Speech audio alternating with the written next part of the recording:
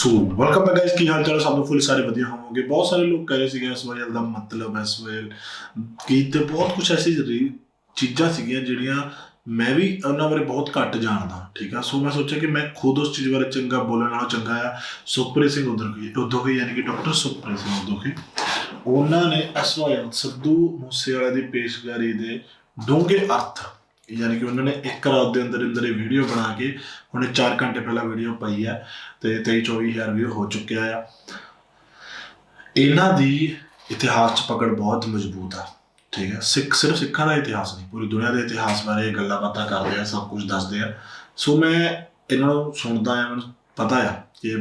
ਇਹਨਾਂ ਦੀ ਗੱਲ ਸਹੀ ਹੋਈ ਹੋਊਗੀ। ਠੀਕ ਹੈ, ਤੇ ਇਹ ਦੀਪ ਸਿੱਧੂ ਦੇ ਸਹਾਇਕ ਸੀਗੇ, ਦੀਪ ਸਿੱਧੂ ਦੇ ਨਾਲ ਹੁੰਦੇ ਸੀਗੇ। ਤੇ ਆਜੋ ਸੁਣਦੇ ਆ ਕੀ ਕਹਿੰਦੇ ਨੇ। ਥੋੜੀ ਜਿਹੀ ਲੰਬੀ ਵੀਡੀਓ ਆ ਤੇ ਸੁਣਦੇ ਰਹੇ। ਮੈਂ ਇਸ 'ਚ ਕੁਝ ਜ਼ਿਆਦਾ ਨਹੀਂ, ਕੁਛ ਨਹੀਂ ਬੋਲੂੰਗਾ ਆਲਮੋਸਟ, ਕਿਉਂਕਿ ਮੈਂ ਵੀ ਇੱਥੇ ਲਰਨ ਕਰਨ ਆਇਆ। ਤੇ ਮੈਂ ਸੋਚਿਆ ਕਿਉਂ ਨਾ ਕਿ ਮੈਂ ਆਪ ਵੀ ਸੁਣਨਾ ਹੀ ਸੁਣਨਾ ਆ, ਆਪ ਵੀ ਸਮਝਣਾ ਤੇ ਤੁਸੀਂ ਵੀ ਇਸ ਚੀਜ਼ ਨੂੰ ਸਮਝੋ। ਆਜੋ ਲੈਟਸ ਸਟਾਰਟ। ਬਹੁਤ ਹੀ ਸਤਿਕਾਰਯੋਗ ਗੁਰੂ ਸਾਰੇ ਖਾਲਸਾ ਜੀ। ਆਓ ਸਭ ਤੋਂ ਪਹਿਲਾਂ ਗੁਰਦੇਵ ਪਾਤਸ਼ਾਹ ਦੀ ਬਖਸ਼ਿਸ਼ ਪਵਿੱਤਰ ਫਤਿਹ ਬੁਲੰਦ ਕਰੀਏ। ਸਤਿਕਾਰ ਸਹਿਤ ਆਖਣਾ ਜੀ, ਵਾਹਿਗੁਰੂ ਜੀ ਕਾ ਖਾਲਸਾ ਵਾਹਿਗੁਰੂ ਜੀ ਕੀ ਫਤਿਹ। ਸ਼ੁਭਦੀਪ ਸਿੰਘ ਸਿੱਧੂ, ਜਿਸ ਨੂੰ ਅਕਸਰ ਕਿ ਸਿੱਧੂ ਮੂਸੇਵਾਲਾ ਦੇ ਨਾਮ ਦੇ ਨਾਲ ਜਾਣਿਆ ਜਾਂਦਾ ਹੈ, ਔਰ ਉਸ ਦੇ ਨਵੇਂ ਆਏ ਗਾਣੇ SYL ਦੇ ਵਿੱਚ ਉਸ ਨੇ ਇੱਕ ਨਵੀਂ ਬਹਿਸ ਨੂੰ, ਇੱਕ ਨਵੇਂ ਮੁਹਾਵਰੇ ਨੂੰ, ਇੱਕ ਨਵੇਂ ਪ੍ਰਸੰਗ ਨੂੰ ਜਨਮ ਦਿੱਤਾ ਹੈ। ਔਰ ਖਾਸ ਕਰਕੇ ਜੇ ਮੈਂ ਕਹਾਂ ਕਿ ਉਸ ਨੇ ਉਹਨਾਂ ਤੰਦਾਂ ਨੂੰ ਛੇੜਿਆ ਜਿਹਦੀ ਕਿਸੇ ਨਾ ਕਿਸੇ ਪੱਖ ਤੋਂ, ਜਾਂ ਮੈਂ ਕਹਿ ਸਕਾਂ ਕਿ ਬਹੁਪੱਖੀ ਦ੍ਰਿਸ਼ਟੀਕੋਣ ਤੋਂ ਵਿਆਖਿਆ ਕਰਨੀ ਜ਼ਰੂਰੀ ਹੋ ਗਈ ਹੈ। ਇਹਦੇ ਵਿੱਚ ਕੋਈ ਸ਼ੱਕ ਨਹੀਂ ਕਿ ਬਹੁਤ ਸਾਰੇ ਵੀਰ ਉਸ ਦਾ ਤੁਲਨਾਤਮਕ ਅਧਿਐਨ ਕਰਨਗੇ ਕਿ ਇਹਦੇ ਤੋਂ ਪਹਿਲਾਂ ਆਹ ਬੋਲਿਆ ਜਾ ਚੁੱਕਾ ਹੈ। ਬਹੁਤ ਸਾਰੇ ਲੋਕ ਆਲੋਚਨਾਤਮਕ ਅਧਿਐਨ ਵੀ ਕਰਨਗੇ ਕਿ ਨੌਜਵਾਨਾਂ ਨੂੰ ਭੜਕਾਇਆ ਜਾ ਰਿਹਾ ਹੈ, ਜਾਂ ਬਹੁਤ ਸਾਰੇ ਲੋਕ ਜਿਹੜੇ ਨੇ ਵੱਖ-ਵੱਖ ਨਜ਼ਰੀਏ ਤੋਂ ਉਸ ਦਾ ਸਕਾਰਾਤਮਕ ਅਧਿਐਨ ਵੀ ਕਰਨਗੇ। ਔਰ ਜਿੱਥੋਂ ਤੱਕ ਬਤੌਰ ਇੱਕ ਗਾਇਕ ਜੇ ਮੈਂ ਗੱਲ ਕਹਾਂ ਤਾਂ ਮੈਂ ਪਹਿਲਾਂ ਉਸ ਨੂੰ ਬਹੁਤ ਘੱਟ ਸੁਣਿਆ ਸੀ। ਬਸ ਉਸ ਦੇ ਦਰਦਨਾਕ ਅੰਤ ਤੇ ਉਸ ਦੇ ਵਿਛੋੜੇ ਤੋਂ ਪਹਿਲਾਂ ਦੀ ਇੱਕ ਇੰਟਰਵਿਊ ਤੇ ਉਸ ਤੋਂ ਜਾਣ ਤੋਂ ਬਾਅਦ ਇਸ ਗਾਣੇ ਨੂੰ ਜਦੋਂ ਮੈਂ ਸੁਣਿਆ ਤਾਂ ਮੈਂ ਤਾਂ ਕਿ ਮੈਨੂੰ ਇੰਜ ਲੱਗਦਾ ਹੈ ਕਿ ਪੰਥਕ ਸਫਾਂ ਦੇ ਵਿੱਚ ਦੇ ਕਿਤੇ ਨਾ ਕਿਤੇ ਜਿਹੜਾ ਨੌਜਵਾਨ ਵਰਗ ਹੈ ਉਹ ਵੀ ਇੱਕ ਦਾਇਰੇ ਦੇ ਵਿੱਚ ਸੋਚਣ ਨੂੰ ਮਜਬੂਰ ਜ਼ਰੂਰ ਹੋਇਆ, ਜਾਂ ਕਹਿ ਸਕਦੇ ਹੋ ਕਿ ਉਸ ਵੱਲੋਂ ਜਿਹੜੀਆਂ ਗੱਲਾਂ ਇਸ ਆਪਣੇ ਨਵੇਂ ਗੀਤ ਦੇ ਵਿੱਚ ਕੀਤੀਆਂ ਗਈਆਂ ਨੇ ਉਸ ਨੇ ਨੌਜਵਾਨੀ ਦਾ ਧਿਆਨ ਜ਼ਰੂਰ ਖਿੱਚਿਆ। ਤੇ ਜਿਹੜੀਆਂ ਤੰਦਾਂ ਨੂੰ ਛੇੜਨ ਦਾ ਉਸ ਨੇ ਯਤਨ ਕੀਤਾ, ਉਹ ਤੰਦਾਂ ਕਿਤੇ ਨਾ ਕਿਤੇ ਸਾਡੇ ਪਿਛੋਕੜ ਦੇ ਨਾਲ ਜੁੜੀਆਂ ਹੋਈਆਂ ਨੇ। ਖਾਸ ਕਰਕੇ ਜਦੋਂ ਉਹ ਇੱਕ ਸਟੇਟ ਨੂੰ ਸੰਬੋਧਿਤ ਹੋ ਕੇ ਇਹ ਗੱਲ ਕਰਦਾ ਹੈ ਕਿ ਸਾਨੂੰ ਸਾਡਾ ਪਿਛੋਕੜ ਤੇ ਸਾਡਾ ਲਾਣਾ ਦੇ ਦਿਓ, ਤਾਂ ਉਹਦੇ ਵਿੱਚ ਬੜੀ ਅਹਿਮ ਗੱਲ ਹੈ ਕਿ ਜਦੋਂ ਉਹ ਪਿਛੋਕੜ ਦੀ ਗੱਲ ਕਰਦਾ ਹੈ ਤੇ ਉਹ ਕੌਮ ਦੇ ਮਾਣੇ ਹੋਏ ਸਟੇਟਹੁੱਡ ਦੀ ਗੱਲ ਕਰਦਾ ਹੈ। ਜਦੋਂ ਉਹ ਲਾਣੇ ਦੀ ਗੱਲ ਕਰਦਾ ਹੈ ਤਾਂ ਸਿੰਧ ਤੋਂ ਲੈ ਕੇ ਗੰਗਾ ਦੇ ਵਿਚਕਾਰ ਜਿਹੜੀ ਸਾਡੀ ਕਹਿ ਸਕਦੇ ਹੋ ਕਿ ਇਸ ਨਾਰਦਰਨ ਰੀਜਨ ਦੀ ਜਾਂ ਇਸ ਉੱਤਰੀ ਖਿੱਤੇ ਦੀ ਜਿਹੜੀ ਇੱਕ ਵੱਖਰੀ ਸੱਭਿਅਤਾ ਸੀ, ਉਹਦੀ ਸਾਂਝ ਦੀ ਗੱਲ ਕਰਦਾ ਹੈ। ਸੋ ਮੈਨੂੰ ਲੱਗਦਾ ਕਿ ਆਉਣ ਵਾਲੇ ਸਮੇਂ ਦੇ ਵਿੱਚ ਇਹਦੀ ਇੱਕ ਲਾਈਨ ਦੀਆਂ ਬਹੁਤ ਸਾਰੀਆਂ ਵਿਆਖਿਆਵਾਂ ਜਿਹੜੀਆਂ ਬਹੁਤ ਸਾਰੇ ਵਿਦਵਾਨ ਕਰਨਗੇ, ਪਰ ਇਹਦੇ ਵਿੱਚ ਕੋਈ ਸ਼ੱਕ ਨਹੀਂ ਕਿ ਜਿਸ ਤਰ੍ਹਾਂ ਦੇ ਨਾਲ 4 ਮਿੰਟਾਂ ਦੇ ਕੇਵਲ ਇੱਕ ਗੀਤ ਦੇ ਵਿੱਚ ਉਸਨੇ ਸਾਰੇ ਮੁੱਦਿਆਂ ਨੂੰ ਬੜੇ ਸੰਖੇਪ ਜਿਹੇ ਸ਼ਬਦਾਂ ਦੇ ਵਿੱਚ ਉਭਾਰਨ ਦਾ ਯਤਨ ਕੀਤਾ ਹੈ, ਉਹ ਆਪਣੇ ਆਪ ਦੇ ਵਿੱਚ ਮੈਨੂੰ ਉਸ ਦਾ ਇੱਕ ਬਹੁਤ ਨਵੇਕਲਾ ਜਿਹੜਾ ਉਹ ਉਪਰਾਲਾ ਲੱਗਿਆ।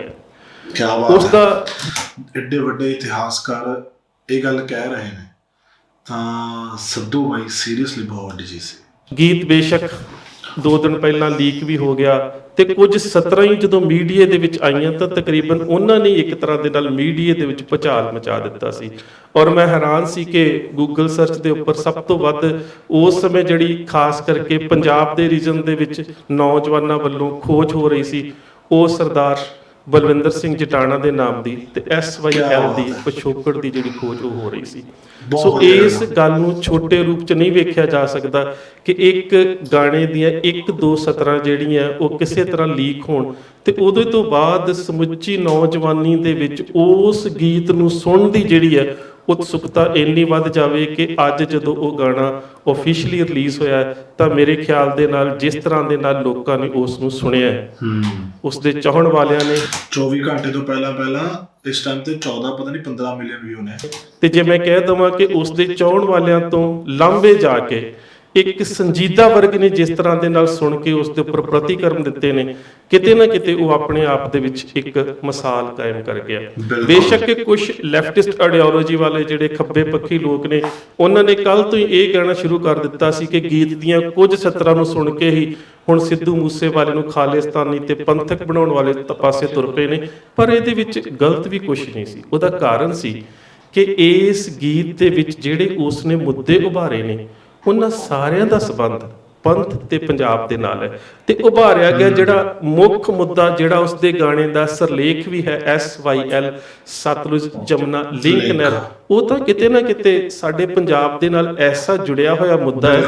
ਕਿ ਸਾਡੀ ਜ਼ਰਾਇਤ, ਉਸ ਜ਼ਰਾਇਤ ਦਾ ਆਧਾਰ ਜਿਹੜਾ ਪਾਣੀ, ਔਰ ਇਸ ਸਾਰੇ ਵਰਤਾਰੇ ਦੇ ਵਿੱਚੋਂ ਨਿਕਲਿਆ ਹੋਇਆ ਧਰਮ ਯੁੱਧ ਮੋਰਚਾ ਤੇ ਉਹਦੇ ਤੋਂ ਬਾਅਦ ਇੱਕ ਪੈਦਾ ਹੋਇਆ ਵੱਡਾ ਸੰਘਰਸ਼, ਉਹ ਸਾਰਿਆਂ ਨੂੰ ਕਿਤੇ ਨਾ ਕਿਤੇ ਦ੍ਰਿਸ਼ਮਾਨ ਕਰਦਾ ਹੈ। ਤੇ ਜਦੋਂ ਉਹ ਸਾਰੇ ਵਰਤਾਰਿਆਂ ਨੂੰ ਸਿੱਖ ਸੰਘਰਸ਼ ਦੇ ਯੋਧਿਆਂ ਦੇ ਨਾਲ ਜੋੜਦਾ ਹੈ, ਜਿੱਥੇ ਜਾ ਕੇ ਸ਼ਹੀਦ ਸਰਦਾਰ ਬਲਵਿੰਦਰ ਸਿੰਘ ਬੱਬਰ ਜਟਾਣਾ ਦੀ ਗੱਲ ਆਉਂਦੀ ਹੈ, ਤਾਂ ਕਿਤੇ ਨਾ ਕਿਤੇ ਇਹ ਗੱਲ ਤਾਂ ਸਪਸ਼ਟ ਹੋ ਜਾਂਦੀ ਹੈ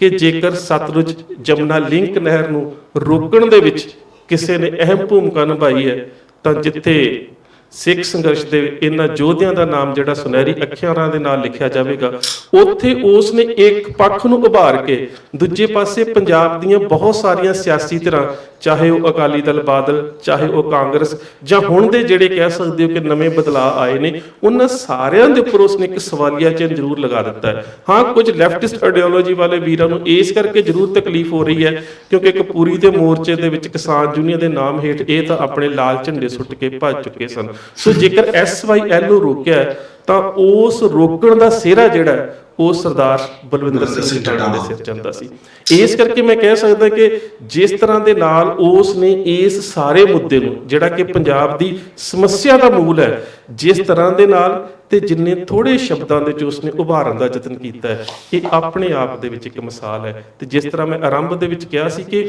ਉਸ ਬਹੁਤ ਖੁਸ਼ੀ ਹੁੰਦੀ ਹੈ ਸੁਣ ਕੇ ਕਿ ਜਦੋਂ ਇੱਕ ਨੌਜਵਾਨ ਇੰਨੀ ਵੱਡੀ ਚੀਜ਼ ਨੂੰ ਇਹਨਾਂ ਛੋਟੇ ਜਿਹੇ ਸ਼ਬਦਾਂ 'ਚ ਲਿਖ ਕੇ, ਜਿਵੇਂ ਕਹਿੰਦਾ ਟੂ ਦੀ ਪੁਆਇੰਟ,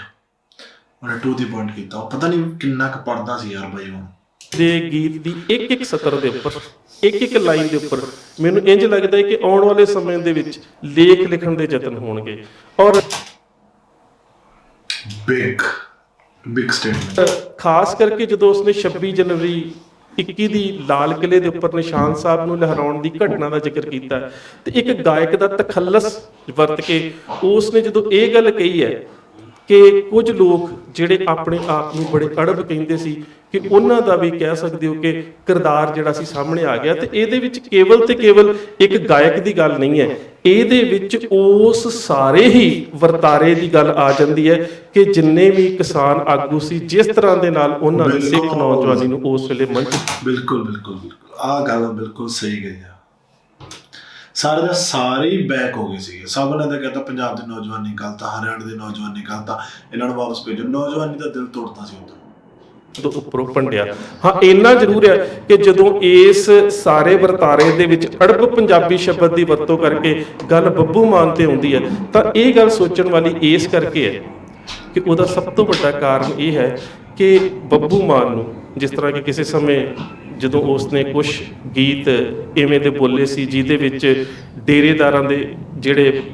ਪਖੰਡ ਸੀ ਉਹਨਾਂ ਨੂੰ ਉਧੇੜਿਆ ਸੀ, ਉਹਦੇ ਤੋਂ ਬਾਅਦ ਉਸਨੇ ਜੇਲ੍ਹ ਤੋੜਨ ਦੀ ਗੱਲ ਕੀਤੀ ਸੀ। ਉਸ ਤੋਂ ਬਾਅਦ ਸਤਿ ਸ੍ਰੀ ਅਕਾਲ ਦੇ ਵਿੱਚ ਉਸਨੇ ਕੌਮ ਦੇ ਜੁਝਾਰੂ ਅੰਸ਼ ਨੂੰ ਉਭਾਰਨ ਦਾ ਯਤਨ ਕੀਤਾ ਸੀ। ਸੋ ਇਹਨਾਂ ਸਾਰੇ ਗੀਤਾਂ ਦੇ ਵਿੱਚ ਉਸਨੇ, ਬੱਬੂ ਮਾਨ ਨੇ ਆਪਣੀ ਇੱਕ ਦਿੱਖ ਇਸ ਤਰ੍ਹਾਂ ਦੀ ਬਣਾਈ ਹੋਈ ਸੀ ਕਿ ਪੰਜਾਬ ਦਾ ਨੌਜਵਾਨ ਕਿਤੇ ਨਾ ਕਿਤੇ ਉਸ ਨੂੰ ਪੰਥਕ ਮੁੱਦਿਆਂ ਦੇ ਨੁਮਾਇੰਦਾ ਗਾਇਕ ਦੇ ਤੌਰ ਦੇ ਉੱਪਰ ਵੇਖਦਾ ਸੀ। ਪਰ ਜਦੋਂ ਉਸ ਦੇ ਵੱਲੋਂ ਇਸ ਤਰ੍ਹਾਂ ਦੀ 26 ਜਨਵਰੀ ਨੂੰ ਨਿਸ਼ਾਨ ਸਾਹਿਬ ਲਹਿਰਾਉਣ ਦੀ ਘਟਨਾ ਤੋਂ ਬਾਅਦ ਉਹਦੀ ਸ਼ਬਦਾਵਲੀ ਸਾਹਮਣੇ ਆਈ, ਤਾਂ ਉਹ ਲੋਕ ਜਿਹੜੇ ਉਸ ਨੂੰ ਪੰਥਕ ਦਾਇਰੇ ਦੀ ਗਾਇਕੀ ਦੇ ਵਿੱਚ ਰੱਖ ਕੇ ਵੇਖਦੇ ਸਨ, ਉਹਨਾਂ ਦੇ ਜਿਹੜੇ ਮਨ ਸੀ ਜ਼ਰੂਰ ਟੁੱਟੇ। ਮੈਂ ਤੁਹਾਡੇ ਨਾਲ ਇੱਕ ਗੱਲ ਸਾਂਝੀ ਕਰਦਾ ਕਿ ਜਦੋਂ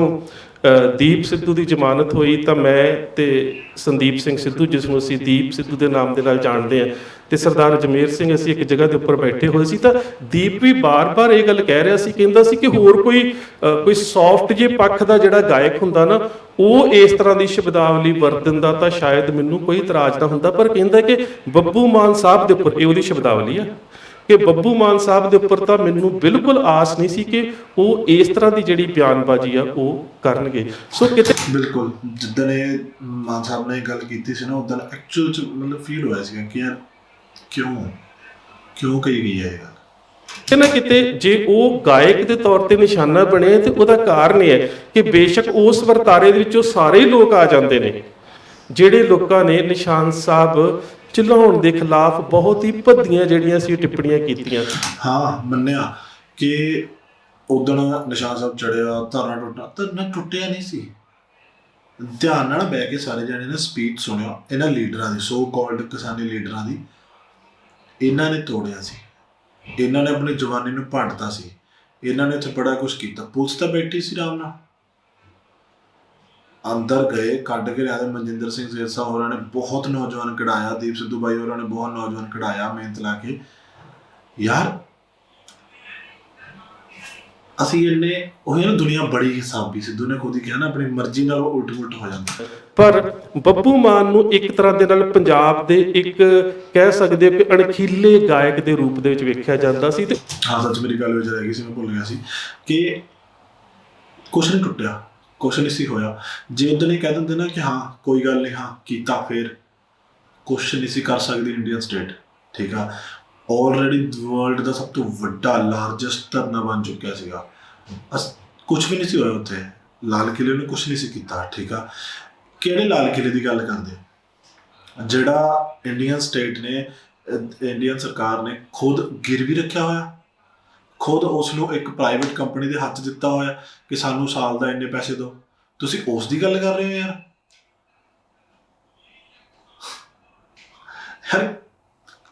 ਪਹਿਲਾਂ ਤੁਸੀਂ ਜਿਨ੍ਹਾਂ ਦੇ ਨਾਲ ਖੜ ਕੇ ਜਿਨ੍ਹਾਂ ਬਾਰੇ ਗਲਤ ਬੋਲ ਰਹੇ ਹੋ, ਐਟਲੀਸਟ ਜਿਨ੍ਹਾਂ ਨਾਲ ਖੜੇ ਹੋ ਉਹਨਾਂ ਨੂੰ ਪੁੱਛ ਤੇ ਲਓ ਕਿ ਹਾਂ ਜਿਹੜੀ ਚੀਜ਼ ਨਾਲ ਅਸੀਂ ਤੁਹਾਡੇ ਨਾਲ ਖੜੇ ਹਾਂ, ਜਿਹਦੇ ਕਰਕੇ ਅਸੀਂ ਤੁਹਾਡੇ ਨਾਲ ਬੋਲ ਰਹੇ ਹਾਂ, ਉਹ ਸਾਡੀ ਹੈ ਵੀ ਕਿ ਨਹੀਂ। ਤੇ ਉਹਦੇ ਵੱਲੋਂ ਇਹ ਜਿਹੜੀ ਤੁਸੀਂ ਉਹਨਾਂ ਨਾਲ ਖੜੇ ਹੋ ਜਿਹੜੇ ਦੇਸ਼ ਦੇ ਵੱਡੇ ਵੱਡੇ ਮੋਨੂਮੈਂਟਸ ਨੂੰ ਗਿਰਵੀ ਰੱਖ ਰਹੇ ਨੇ। ਕਹਿ ਸਕਦੇ ਹੋ ਕਿ ਅਣਖੀਲੇ ਗਾਇਕ ਦੇ ਰੂਪ ਦੇ ਵਿੱਚ ਵੇਖਿਆ ਜਾਂਦਾ ਸੀ। ਤੇ ਉਹਦੇ ਵੱਲੋਂ ਇਹ ਜਿਹੜੀ ਟਿੱਪਣੀ ਸੀ ਉਹਦੇ ਨਾਲ ਕਿਤੇ ਨਾ ਕਿਤੇ ਉਹਦੇ ਜਿਹੜਾ ਫੈਨ ਫਾਲੋਅਰ ਵਰਗ ਸੀਗਾ ਉਹਦਾ ਵੀ, ਤੇ ਖਾਸ ਕਰਕੇ ਸਾਡੇ ਵਰਗੇ ਲੋਕ ਜਿਹੜੇ ਕਿਤੇ ਨਾ ਕਿਤੇ ਸਮਝਦੇ ਸੀਗੇ ਕਿ ਕਿਤੇ ਨਾ ਕਿਤੇ ਪੰਜਾਬ ਦੀ ਗੱਲ ਜਦੋਂ ਉਹ ਕਰਦਾ ਹੈ ਕਿ ਭਗਤ ਸਿੰਘ ਆ ਗਿਆ, ਸਰਾਭਾ ਕਿੱਥੇ ਰਹਿ ਗਿਆ, ਤਾਂ ਸਾਨੂੰ ਸਾਰਿਆਂ ਨੂੰ ਇੰਜ ਮਹਿਸੂਸ ਹੁੰਦਾ ਸੀ ਕਿ ਕਿਤੇ ਨਾ ਕਿਤੇ ਪੰਜਾਬ ਦੇ ਬਹੁਤ ਸਾਰੇ ਵਰਤਾਰਿਆਂ ਨੂੰ ਬੜੀ ਸੰਜੀਦਗੀ ਦੇ ਨਾਲ ਇਹ ਬਿਆਨ ਕਰਨ ਦੀ ਜਿਹੜੀ ਸਮਰੱਥਾ ਰੱਖਦਾ ਹੈ। ਪਰ ਉਸ ਵੱਲੋਂ ਇਸ ਤਰ੍ਹਾਂ ਦਾ ਜਦੋਂ ਬਿਆਨਬਾਜ਼ੀ ਹੋਈ ਤਾਂ ਕਿਤੇ ਨਾ ਕਿਤੇ ਸਾਰੇ ਪੰਥਕ ਧਿਰ ਦੇ ਵਿੱਚ ਵਿਚਰਨ ਵਾਲੇ ਜਿਹੜੇ ਲੋਕ ਸੀਗੇ ਉਹਨਾਂ ਦੇ ਹਿਰਦਿਆਂ ਨੂੰ ਜ਼ਰੂਰ ਠੇਸ ਪਹੁੰਚੀ ਸੀ। ਸੋ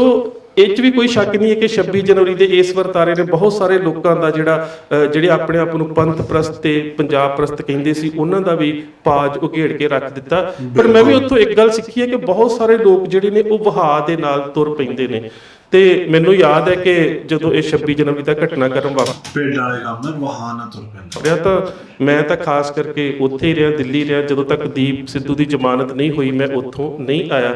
ਪਰ ਮੈਨੂੰ ਇੰਝ ਲੱਗਦਾ ਕਿ ਉਸ ਸਾਰੇ ਉਲਟ ਵਗਰੇ ਵਹਾਅ ਦੇ ਵਿੱਚ ਵੀ ਵਾਹਿਗੁਰੂ ਦੀ ਓਟ ਹੀ ਤੁਹਾਨੂੰ ਸ਼ਕਤੀ ਦਿੰਦੀ ਹੈ ਕਿ ਤੁਸੀਂ ਉੱਥੇ ਜਿਹੜਾ ਉਹ ਰਹਿ ਸਕਦੇ ਹੋ। ਬਾਅਦ ਦੇ ਵਿੱਚ ਬੇਸ਼ੱਕ ਬਹੁਤ ਸਾਰੇ ਵੀਰ ਜਿਹੜੇ ਸੀਗੇ ਦੀਪ ਸਿੱਧੂ ਦੀ ਹਮਾਇਤ ਦੇ ਉੱਪਰ ਆ ਗਏ, ਪਰ ਉਸ ਸਮੇਂ ਬਤੌਰ ਲੇਖਕ ਮੈਂ ਤੇ ਸਰਦਾਰ ਅਜਮੇਰ ਸਿੰਘ ਸੀ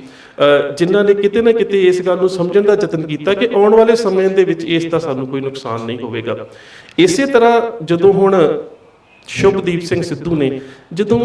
ਪੰਜਾਬ ਦੇ ਪਿਛੋਕੜ ਤੇ ਲਾਣੇ ਦੀ ਗੱਲ ਕੀਤੀ ਹੈ, ਜਿਹਦੇ ਵਿੱਚ ਉਹਨੇ ਇਹ ਸ਼ਬਦ ਵਰਤੇ ਨੇ ਕਿ ਹਰਿਆਣਾ, ਚੰਡੀਗੜ੍ਹ ਤੇ ਹਿਮਾਚਲ ਜਿਹੜੇ ਨੇ ਉਹ ਸਾਨੂੰ ਦੇ ਦਿਓ, ਤਾਂ ਇਹਦੇ ਵਿੱਚ ਕੋਈ ਛੋਟੀ ਗੱਲ ਨਹੀਂ ਹੈ। ਮੈਂ ਆਰੰਭ ਦੇ ਵਿੱਚ ਕਿਹਾ ਸੀ ਬੇਸ਼ੱਕ ਇਹ ਬੋਲ ਜਿਹੜੇ ਨੇ ਬਹੁਤ ਵੱਡੀ ਗੱਲ ਹੈ, ਉਹ ਬੜੀ ਦਲੇਰੀ ਦੇ ਨਾਲ ਬੋਲੇ ਜਾ ਸਕਦੇ ਨੇ, ਪਰ ਇਹਦੇ ਵਿੱਚ ਉਸ ਦੀ ਜਿਹੜੀ ਸੰਜੀਦਗੀ ਹੈ ਉਸ ਨੂੰ ਵੀ ਸਮਝਣਾ ਪਵੇਗਾ ਕਿ ਉਹਦੀ ਇੱਕ ਇੱਕ ਸਤਰ ਦੇ ਵਿੱਚ ਇੱਕ ਪਿਛੋਕੜ ਪਿਆ ਹੈ। ਹੁਣ ਜੇਕਰ ਅਸੀਂ ਪਾਣੀਆਂ ਦੇ ਵੰਡ ਦੀ ਗੱਲ ਕਰੀਏ ਤਾਂ ਜਿਹੜਾ ਪੰਜਾਬ ਦੇ ਪਾਣੀਆਂ ਦੀ ਵੰਡ ਦੇ ਉੱਪਰ ਪਹਿਲਾ ਡਾਕਾ ਪਿਆ ਸੀ ਉਸ ਵੇਲੇ ਤਾਂ ਪੰਜਾਬ ਵੀ ਸਾਂਝਾ ਸੀ, ਔਰ ਉਸ ਤੋਂ ਬਾਅਦ ਜਦੋਂ ਪੰਜਾਬ ਰੀਆਰਗੇਨਾਈਜੇਸ਼ਨ ਐਕਟ 1966 ਬਣਾ ਕੇ ਕੇਂਦਰ ਨੇ ਜਿਹੜੇ ਸਾਰੇ ਅਧਿਕਾਰ ਸੀ ਆਪਣੇ ਕੋਲ ਲੈ ਲਏ, ਤਾਂ ਉਸ ਵੇਲੇ ਸੂਬਿਆਂ ਦੇ ਕੋਲ ਪਾਣੀ ਦੀ ਵੰਡ ਤੇ ਪਾਣੀ ਤੋਂ ਪੈਦਾ ਹੋਣ ਵਾਲੀ ਬਿਜਲੀ ਦਾ ਜਿਹੜਾ ਅਧਿਕਾਰ ਸੀ ਉਹ ਵੀ ਨਹੀਂ ਰਹਿ ਗਿਆ। ਜਿਸ ਤਰ੍ਹਾਂ ਕਿ ਪਿੱਛੇ ਜਿਹੀ ਕਿ BBMB ਦੇ ਵਿੱਚੋਂ ਜਿਹੜੀ ਨੁਮਾਇੰਦਗੀ ਪੰਜਾਬ ਦੀ ਜਿਹੜੀ ਆ ਉਹ ਖਤਮ ਕੀਤੀ ਗਈ ਹੈ। ਤਾਂ ਜਿਹੜੀ ਉਸਨੇ ਗੱਲ ਕੀਤੀ ਹੈ ਕਿ ਸਾਡਾ ਪਿਛੋਕੜ, ਉੱਥੇ ਸਟੇਟਹੁੱਡ ਦੀ ਗੱਲ ਆਉਂਦੀ, ਜਦੋਂ ਲਾਣੇ ਦੀ ਗੱਲ ਆਉਂਦੀ ਹੈ ਤੇ ਉਹਦੇ ਵਿੱਚ ਹਿਮਾਚਲ ਹਰਿਆਣਾ ਤੇ ਪੰਜਾਬ ਦੇ ਲੋਕਾਂ ਦੀ ਸਾਂਝ ਦੀ ਗੱਲ ਹੁੰਦੀ ਹੈ। ਜੇ BBMP ਜਿਹੜਾ ਮਤਲਬ ਭਾਖੜਾ ਡੈਮ ਦੀ ਗੱਲ ਹੋਈ ਹੈ ਕਿ ਉਹਦੇ ਤੋਂ ਵੀ ਪੰਜਾਬ ਨੂੰ ਛੀਨ ਲਿਆ ਨਾ, ਪੰਜਾਬ ਤੋਂ ਛੀਨ ਲਿਆ ਉਹ, ਜਿਹੜੀ ਕਹਿ ਸਕਦੇ ਕੋਈ ਸਿੰਧ ਤੋਂ ਲੈ ਕੇ ਗੰਗਾ ਤੱਕ, ਜੇ ਤੁਸੀਂ ਉਸ ਨੂੰ ਹੋਰ ਵਿਸਥਾਰ ਦੇ ਨਾਲ ਵੇਖਣਾ ਹੋਵੇ ਤਾਂ 18ਵੀਂ ਸਦੀ ਦੇ ਵਿੱਚ ਮਿਸਲਾਂ ਦੇ ਜਿਹੜਾ ਕਬਜ਼ਿਆਂ ਦਾ ਖੇਤਰ ਹੈ ਉਹਨੂੰ ਵੀ ਤੁਸੀਂ ਪੜ੍ਹ ਸਕਦੇ ਹੋ ਕਿ ਕਿਸ ਤਰ੍ਹਾਂ ਦੇ ਨਾਲ ਇਹ ਸਾਂਝਾ ਸੀ ਤੇ ਕਿਸ ਤਰ੍ਹਾਂ ਇਸ ਸਾਰੇ ਖਿੱਤੇ ਦੇ ਵਿੱਚ ਗੁਰੂ ਨਾਨਕ ਸਾਹਿਬ ਨੂੰ ਗੁਰੂ ਮੰਨਣ ਵਾਲੇ ਜਿਹੜੇ ਸੀਗੇ ਉਹ ਲੋਕਾਂ ਦੀ ਵਸੋਂ ਸੀ। ਸੋ ਇਸ ਸਾਰੇ ਵਰਤਾਰੇ ਦੇ ਵਿੱਚ ਜਿੱਥੇ ਇੱਕ ਸੱਭਿਅਤਾ, ਇੱਕ ਨਸਲ, ਇੱਕ ਕੌਮੀਅਤ, ਇੱਕ ਖਿੱਤੇ ਦੀ ਗੱਲ ਆਉਂਦੀ ਹੈ, ਉੱਥੇ ਨਾਲ ਇਹ ਵੀ ਗੱਲ ਉੱਭਰ ਕੇ ਆਉਂਦੀ ਹੈ ਕਿ ਜੇਕਰ ਇਹ ਜਿਹੜੇ ਕਾਨੂੰਨ ਨੇ ਇਹਨਾਂ ਦਾ ਅਧਿਕਾਰ ਰਾਜਾਂ ਦੇ ਕੋਲ ਹੋਵੇ ਤਾਂ ਕੇਂਦਰ ਦੇ ਵਿੱਚ ਕੋਈ ਦਖਲ ਅੰਦਾਜ਼ੀ ਨਾ ਹੋਵੇ ਤਾਂ ਦੋ ਰਾਜ ਭਰਾ ਬਣ ਕੇ ਵੀ ਇਸ ਸਮੱਸਿਆ ਦਾ ਹੱਲ ਕਰ ਸਕਦੇ ਨੇ। ਇਸੇ ਤਰ੍ਹਾਂ ਦੇ ਨਾਲ ਜਦੋਂ ਜੇ ਕਹਿ ਸਕਦੇ ਹੋ ਕਿ ਇਹਨਾਂ ਦੀ ਜਿਹੜੀ ਵੰਡ ਹੈ ਉਹਦਾ ਅਧਿਕਾਰ ਕੇਂਦਰ ਦੇ ਕੋਲ ਨਾ ਹੋਵੇ ਤਾਂ ਜਮਨਾ ਦਾ ਰਿਪੇਰੀਅਨ ਸਟੇਟ ਹਰਿਆਣਾ ਹੈ। ਪਰ ਕਿਸਾਨ ਸੰਘਰਸ਼ ਦੇ ਵਿੱਚ ਮੈਂ ਇੱਕ ਗੱਲ ਵੇਖਣ ਨੂੰ ਮਿਲੀ ਕਿ ਜਿਹੜੇ ਹਰਿਆਣੇ ਦੇ ਬਹੁਤ ਸਾਰੇ ਨੌਜਵਾਨ ਸੀ ਉਹਨਾਂ ਨੂੰ ਇਸ ਗੱਲ ਦੀ ਜ਼ਰੂਰ ਸਮਝ ਆ ਗਈ ਕਿ ਜਦੋਂ ਕੇਂਦਰ ਸੱਤਾ ਦੇ ਵਿੱਚ ਹੁੰਦਾ ਹੈ ਤੇ ਕੇਂਦਰ ਦੀ ਸੱਤਾਵਾਦੀ ਧਿਰ ਹੀ ਸਟੇਟ ਦੇ ਵਿੱਚ ਰਾਜ ਕਰ ਰਹੀ ਹੁੰਦੀ ਹੈ, ਉਹ ਚਾਹੇ ਕਾਂਗਰਸ ਹੋਵੇ ਜਾਂ ਭਾਜਪਾ ਹੋਵੇ, ਉਹਦਾ ਨਿਸ਼ਾਨਾ ਹਮੇਸ਼ਾ ਇਹੀ ਹੁੰਦਾ ਹੈ ਕਿ ਸੂਬਿਆਂ ਦੇ ਆਪਸੀ ਤਕਰਾਰ ਨੂੰ ਵੱਧ ਤੋਂ ਵੱਧ ਵਧਾਇਆ ਜਾਵੇ ਤੇ ਇਹਦੇ ਤੋਂ ਫਾਇਦਾ ਲਿਆ ਜਾ ਸਕੇ। ਬਿਲਕੁਲ ਗੱਲ ਕਹੀ ਨਾ, ਗੱਲ ਕਹੀ,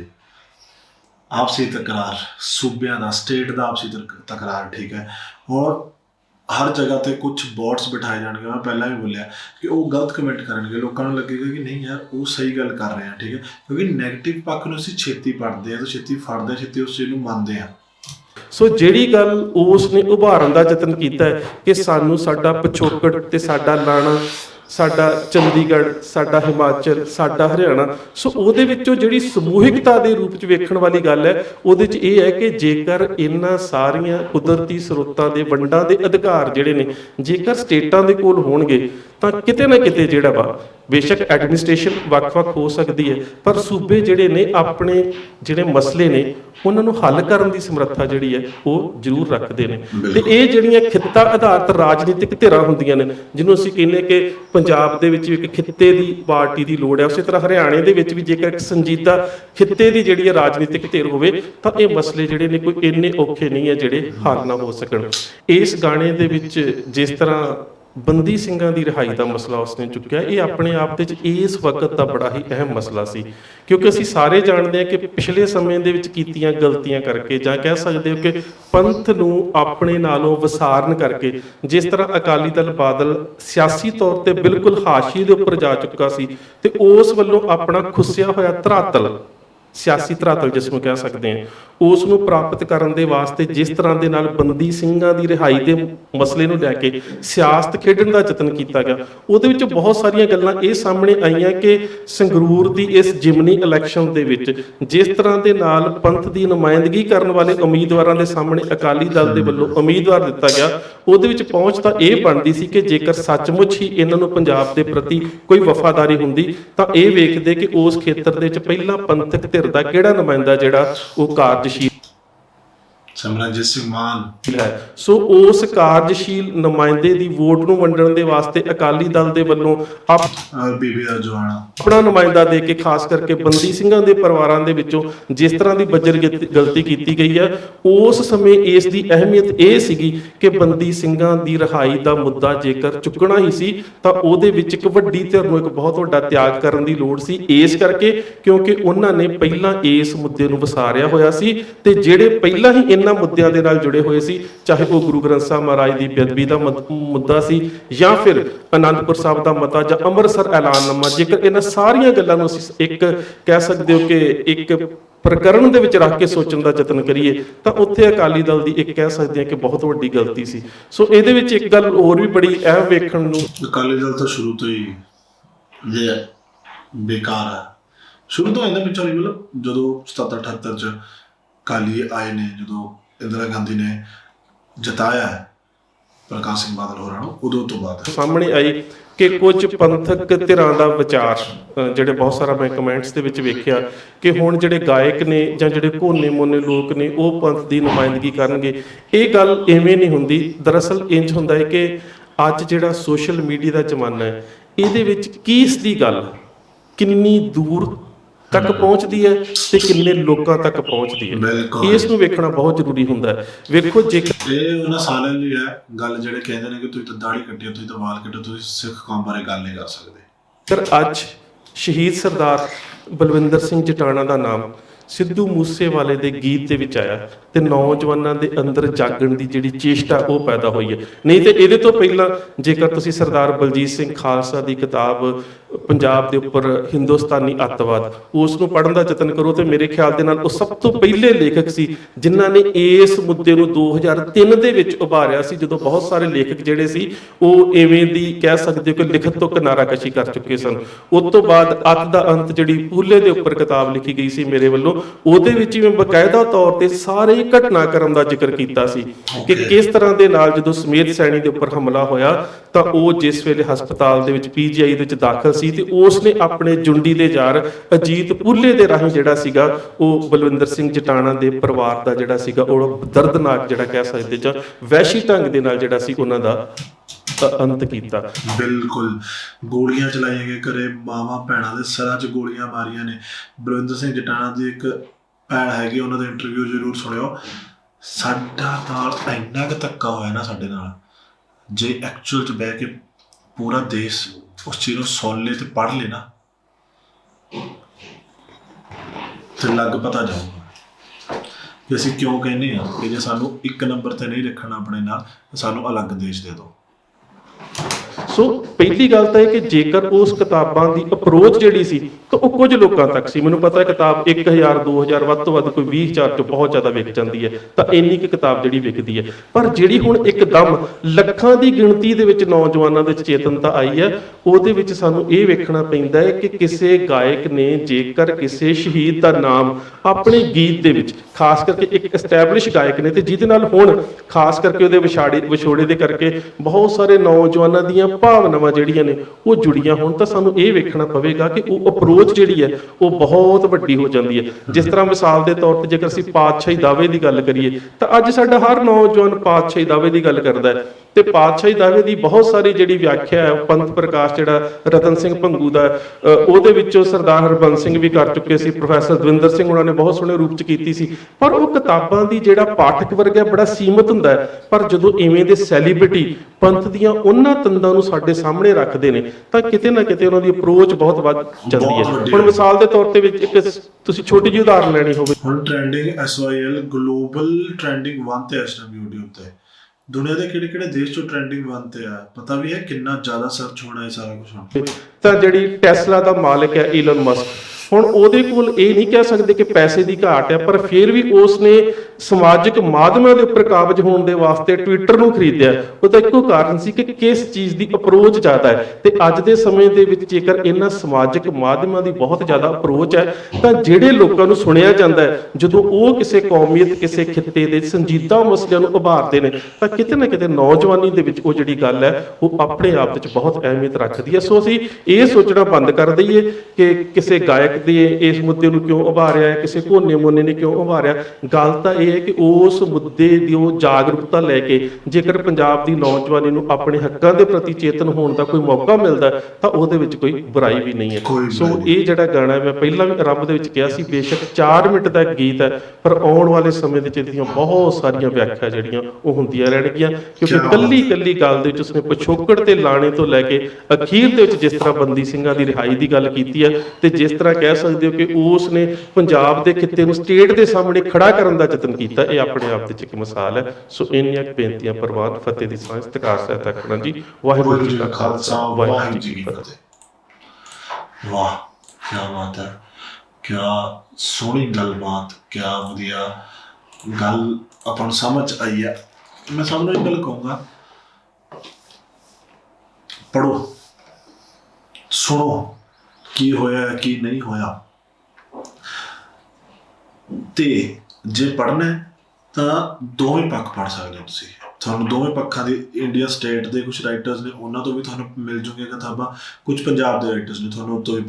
ਵਧੀਆ ਕਿਤਾਬਾਂ ਮਿਲ ਜਾਣਗੀਆਂ, ਠੀਕ ਹੈ। ਤਾਂ ਕਿ ਤੁਸੀਂ ਦੋਨੋਂ ਪੱਖ ਪੜ੍ਹ ਸਕਦੇ, ਤੁਹਾਨੂੰ ਪਤਾ ਲੱਗ ਜਾਏ ਹੋਇਆ ਕੀ ਸੀ। ਤੁਸੀਂ ਵੀਡੀਓਜ਼ ਦੇਖੋ, ਤੁਹਾਨੂੰ ਉਦੋਂ ਦੇ ਕੁਝ ਲੋਕ ਜਿਹੜੇ ਜ਼ਿੰਦਾ ਨੇ ਅੱਜ ਵੀ ਦੱਸਦੇ ਨੇ ਉਹਨਾਂ ਦੇ ਇੰਟਰਵਿਊਜ਼ ਆ,